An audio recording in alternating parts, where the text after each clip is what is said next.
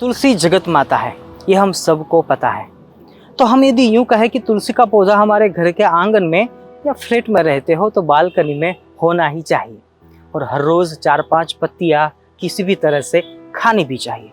हमें पता है कि आपको हम पर विश्वास है कि स्वामी जी जो बताएंगे वो झूठ तो नहीं ही होगा, लेकिन फिर भी सीधे सीधे आप हमारी बात मान लो, ऐसा तो हो ही नहीं सकता। और सच कहूँ तो ऐसा होना भी नहीं चाहिए। लेकिन मैं यदि आपको इसके फायदे बताऊंगा तो आप जरूर हमारी बात मानेंगे। तो चलिए आज जानते हैं तुलसी माता के हमारे आंगन में और हमारे जीवन में होने का कितना बेनिफिट मिलता है।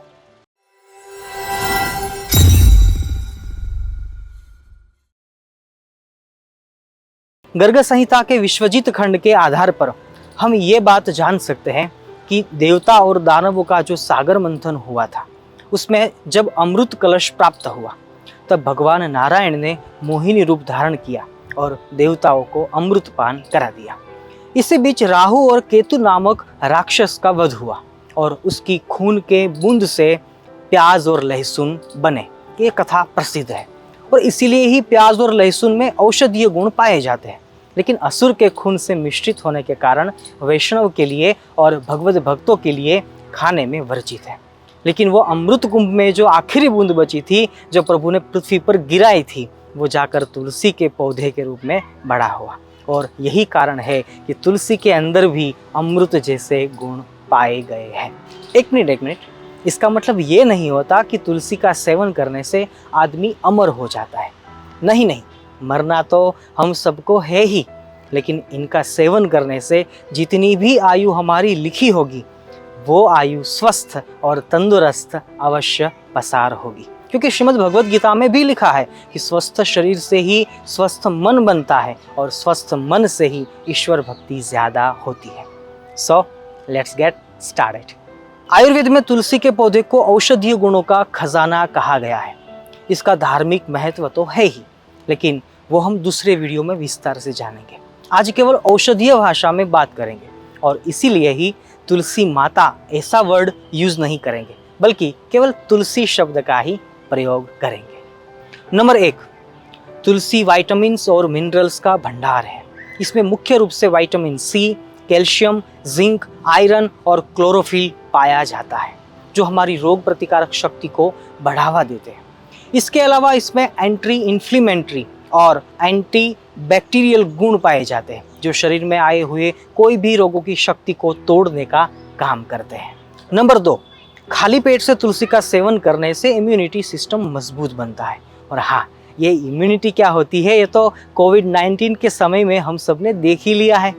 तो खाली पेट तुलसी के 4-5 पत्ते यदि हम चबाएंगे तो इसमें एंटीऑक्सीडेंट गुण होने के कारण शरीर में स्फूर्ति आ जाती है, और 4-5 पान एक साथ चबाने से जो अनोखा स्वाद एकदम से ही आता है और मुंह के हाव भाव कुछ बदल से ही जाते हैं।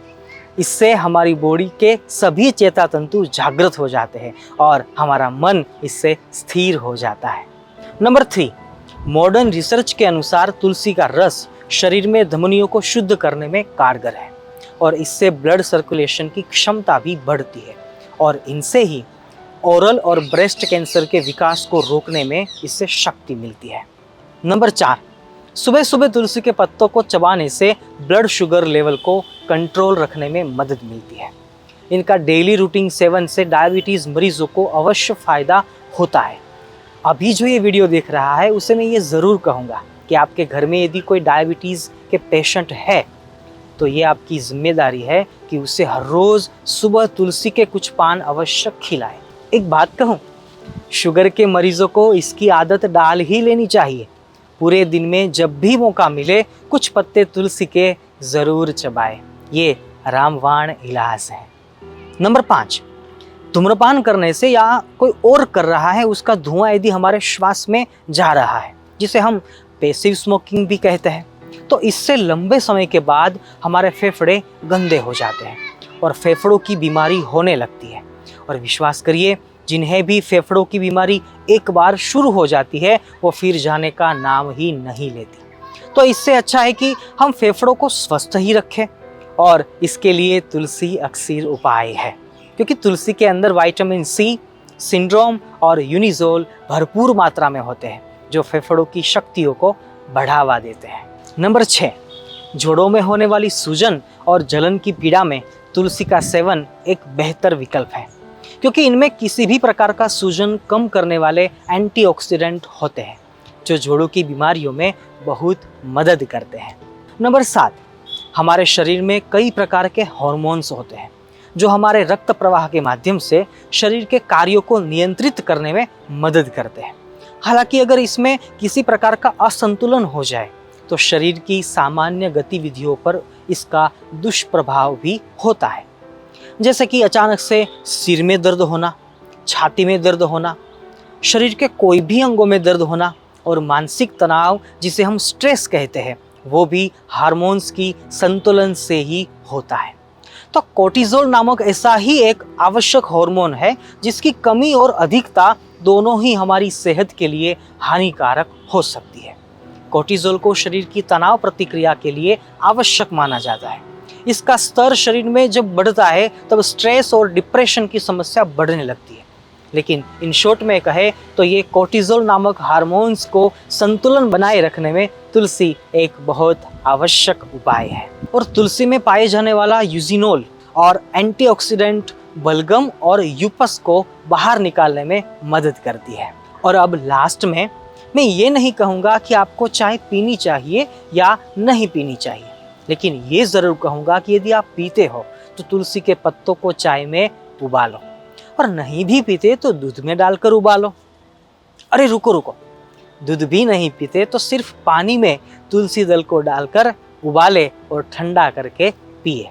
तुलसी का सेवन किसी भी तरीके से करेंगे तो वो फायदा ही करेगा, इसके नुकसान है ही नहीं, क्योंकि ये पृथ्वी पर पड़ा अमृत का आखिरी बूंद है।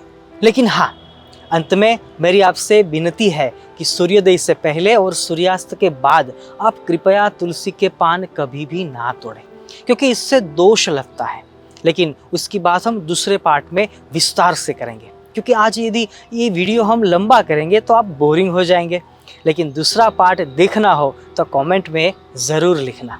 तो इसी के साथ अत्र एव विरमामि नमामि यामि च। सभी को भाव से जय स्वामीनारायण, जय श्री कृष्ण, जय सिया राम, हर हर महादेव।